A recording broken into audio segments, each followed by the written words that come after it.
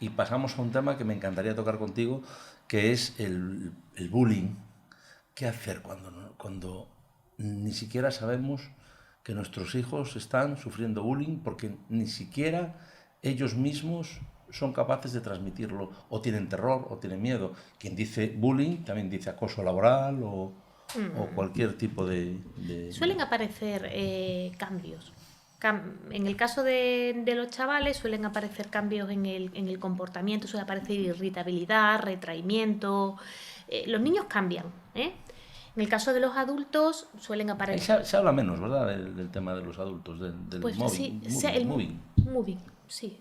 Se habla menos, pero existe y mucho, ¿eh? Y ¿Por qué mucho. crees que hay personas que hacen este tipo de cosas? No al que se lo hacen, sino el que está haciendo estas barbaridades. Los que Los están, que... porque aquí Y sí, entramos una manera. en la dinámica de grupos. Aquí entramos en la dinámica del líder y de los seguidores del líder. Y en el caso del moving o del bullying, hay un acosador principal, pero hay acosadores secundarios que permiten Como una manada de la lobos. situación de acoso. Nos olvidamos, siempre vamos al acosador principal, pero ¿y el resto? Los También que... son acosadores, ¿eh? ¿Pero son los que permiten o también ayudan? Ayudan también. Permitir es ayudar. Es ayudar.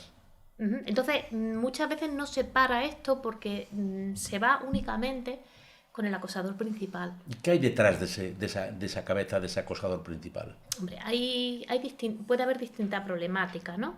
Pero generalmente, bueno, suele haber mucha inseguridad. Hay distintos tipos de... No se puede hablar de un único tipo de problemática detrás de esto, ¿no? Pero desde luego sí que también hay sufrimiento. También hay alguien que sufre. Eso es, eso es. A lo mejor también fue víctima de bullying, Muchos sí. acoso, ya no Muchos digamos. acosados cambian y se vuelven acosadores. ¿Y cómo cortamos esto? Ya sé que la pregunta es como muy...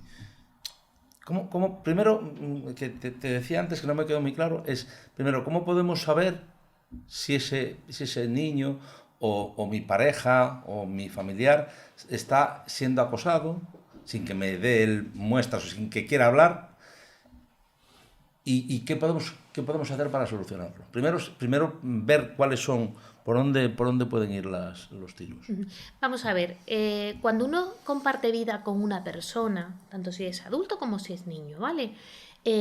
Uno sabe cómo actúa, es como se anticipa un poquito a sus conductas.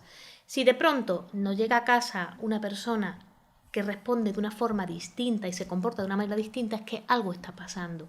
En cualquier ámbito, algo le está pasando. Desde luego el ámbito escolar y el ámbito, o sea, tanto el ámbito escolar, el educativo en general, y en el ámbito laboral es donde pasamos la mayor parte del día. Por tanto, tenemos que pensar o descartar que esté pasando algo ahí. Y hay que preguntarlo abiertamente. ¿Y por qué nos resistimos tanto a soltar las personas que padecen bullying o acoso? ¿Por qué es tan difícil salir de ahí? Algunos, en el caso de los adultos, algunos por miedo a perder el trabajo, por miedo a las represalias, en los mayores a perder el trabajo, en los niños a que les peguen más, a que se burlen de ellos, a que, bueno, se sienten culpables. Aquí la culpa aparece siempre.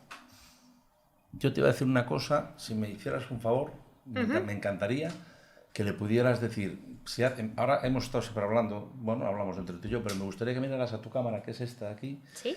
y que le dijeras, sobre todo a los niños o a personas que lo están pasando mal, unas cuantas claves para salir de ese pozo, de ese nicho, de ese lugar tan oscuro en el que están metidos a los que son acosados, claro.